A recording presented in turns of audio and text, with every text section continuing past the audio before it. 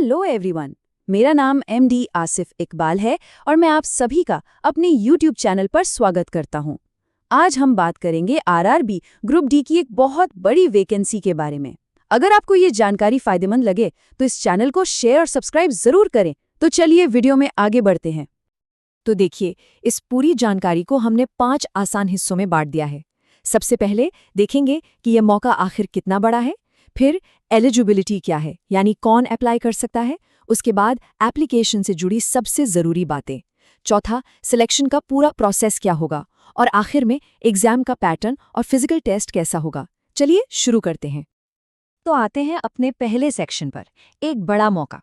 यहाँ हम समझेंगे कि इस भर्ती को इतना खास क्यों कहा जा रहा है, कितनी वैकेंसीज हैं, और हाँ, सबसे ज़रूरी कौन सी डेट्स हैं जिनको बिल्कुल भी मिस नहीं करना है। सीधे पॉइंट पर आते हैं। नंबर देखिए, 22,195। जी हाँ, 22,195 वैकेंसीज। ये पिछले कुछ सालों की सबसे बड़ी भर्तियों में से एक है। मतलब सही में एक गोल्डन अपॉर्चुनिटी है ये।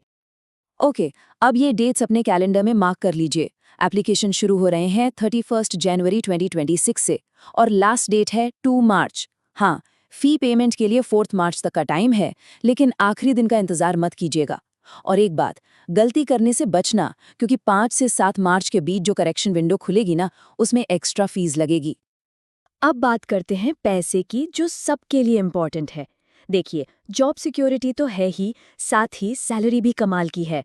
शुरुआत में ही इन हैंड यानी हाथ में लगभग 35,000 रुपए मिलेंगे, और अगर थोड़ा ओवरटाइम कर लिया तो ये आराम से 55,000 प्लस तक जा सकती है हर महीने।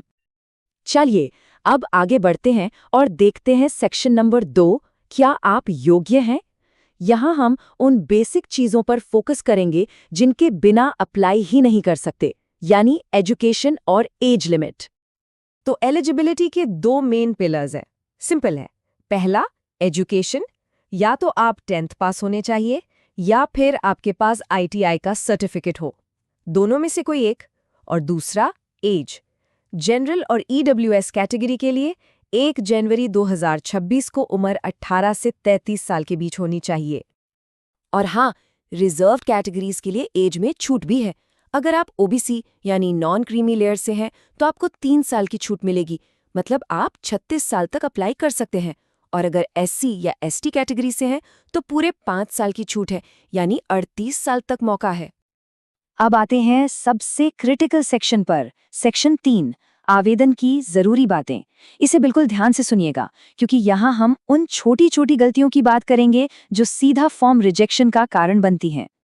सबसे पहली और सबसे कॉमन गलती, सर्टिफिकेट की डेट। देखिए, अगर आप OBC या EWS कैटेगरी से हैं तो आपका सर्टिफिकेट 1 अप्रैल 2025 से लेकर 2 मार्च 2026 के बीच का ही होना चाहिए। इस विंडो के पहले या बाद का सर्टिफिकेट बिल्कुल नहीं चलेगा। OBC कैंडिडेट्स के लिए एक और बहुत इंपॉर्टेंट पॉइंट, आपका सर्टिफिकेट स्टेट लेवल का नहीं, सेंट्रल लेवल का होना चाहिए। बहुत लोग यहाँ गलती करते हैं, और चेक कर लेना कि उस पर नॉन क्रीमी लेयर यानी NCL साफ साफ लिखा हो। अब बात करते हैं लाइव फोटोग्राफ की। इसके नियम बहुत स्ट्रिक्ट हैं। आपको वेबकैम या मोबाइल के फ्रंट कैमरा से फोटो लेनी है। बैकग्राउंड बिल्कुल प्लेन वाइट होना चाहिए, और इसीलिए कपड़े डार्क कलर के पहनना ताकि कंट्रास्ट आए।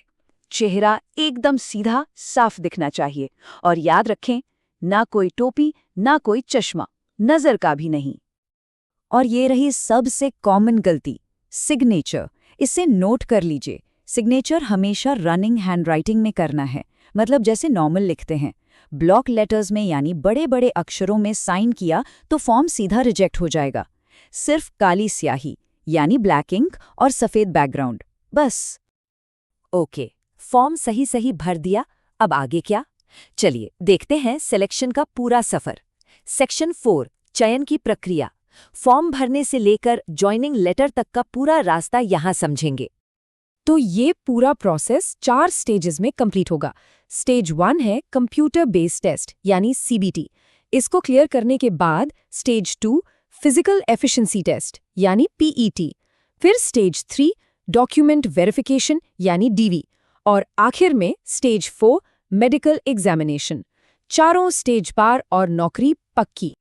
एक और ज़रूरी बात, जो पहला सीबीटी एग्ज़ाम होगा, उसके बाद फिजिकल टेस्ट के लिए कितने लोगों को बुलाया जाएगा?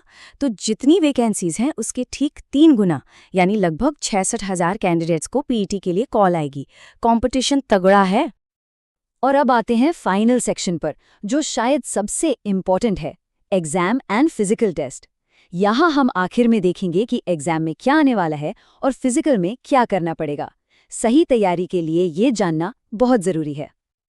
देखिए, सीबीटी में कुल 100 क्वेश्चंस होंगे। सबसे ज्यादा वेटेज है रीजनिंग का, पूरे 30 सवाल। उसके बाद साइंस और मैथ्स दोनों से 25-25 सवाल, और आखिर में जनरल अवेयरनेस से 20 सवाल। तो फोकस कहाँ करना है, अब क्लियर है। अब फिजिकल टेस्ट को समझ लेते हैं। मेल कैंडिडेट्स को 35 किलो वजन उठाकर 100 मीटर तक चलना है 2 मिनट में, और इसके अलावा 1000 मीटर की दौड़ 4 मिनट 15 सेकंड में पूरी करनी है।